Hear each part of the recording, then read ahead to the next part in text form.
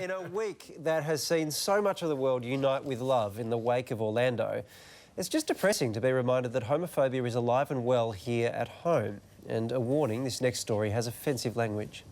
And here it is in all its ugliness. The derogatory slur fag scrawled across posters for openly gay Greens candidate for Higgins, Jason Ball. I'm Jason, I'm the Greens candidate for Higgins. I'm Jason Ball, I'm the Greens candidate for Higgins. Jason was the first out and proud footballer who's tirelessly campaigned for gay rights. Jason has done a great job for visibility of gay and lesbian people, whether it be in sport or in politics. Overnight, Jason took to social media saying, "I post this picture not to give the haters oxygen, but to send a message to young LGBTI people that I have their back. To let them know I won't be passive or silent in the face of bigotry. Acts like this show we have a long way to go." And we do. Proudly gay Liberal candidate for Goldstein, Tim Wilson, posted an exchange he had yesterday. A woman said, "You'll probably be offended. I was going to vote Liberal and then I found out you were gay, so I'm not going to." Hashtag all said with a smile on her face. Gay Labor candidate for Sturt, Matt Loader, recently shared his own vile run-in with hatred and bigotry. I was walking home one night with someone when I encountered 3 drunken louts who thought it was okay to bash me up because I was different. It's important that we always challenge homophobia when we see it, and it's wonderful that we've got representatives across the political spectrum who are gay and lesbian, who are standing up for our community every day. Jason Ball is the Greens candidate for the Victorian seat of Higgins. He joins us now. Jason, your response has been shared thousands of times now. What's the feedback been like?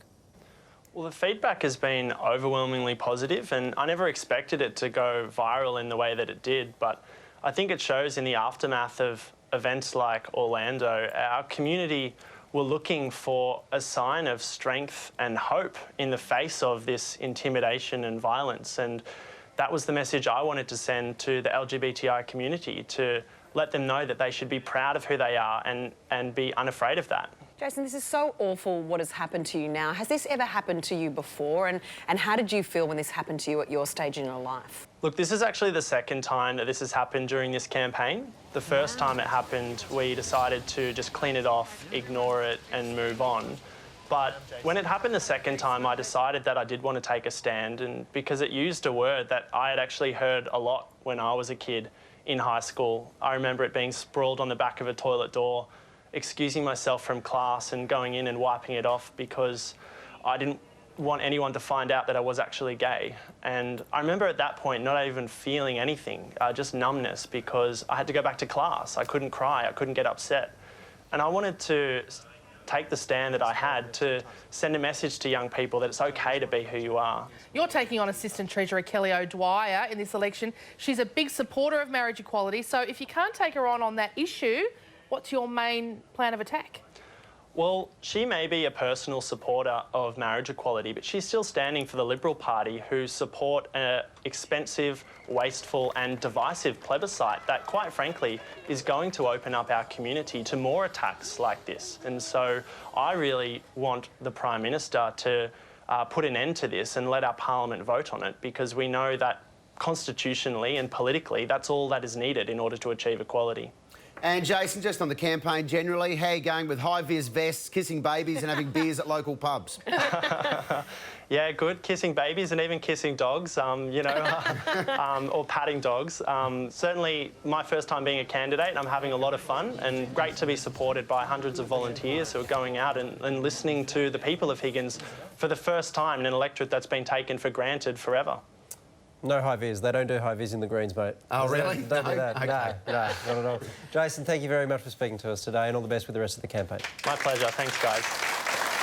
By the way, he doesn't need that much luck in the campaign. This is a serious, a really, really safe Liberal seat, and the polls are very interesting in that seat. So what are they saying? Well, so here's what happened at the last election. So that's 2013. 54% to Liberal. Like, lay down Missouri, it's all over. The Greens 16. Now, the thing is, look at the Greens and Labor together, because when you add them up, that's roughly how you'd expect. They got 40, to vote. 54 to 40. So that's the last election. This is what's happening in that seat now. Wow. Wow. So if you add Greens, and so he's in second place, so the preferences to him Yep. would be the ones that matter. If you add the Greens and Labor together, which is a rough way to do it, but you get to 42. There you go. So And- interesting too, because Carl Catter is another gay activist. Yes. Interesting. Yeah, it is. Yeah. Like, it's a really good example of one of those seats where it's liberal, it's not conservative. Yeah. So they vote Liberal Yeah. because that's the way, like, it's a Liberal Party, right? Yeah. But if the Liberal Party becomes less and less Liberal, Yeah. and then the Liberal side of the polity starts voting for the Greens and Labor, it's a very interesting seat to watch. If it really keeps is. trending that way, Kelly O'Dwyer could be in a bit of trouble there. Could be. And she's a very talented person, so it'd be a shame to see her go, but it's going to be a very interesting race. All right, we're going to go to the break. We'll be back.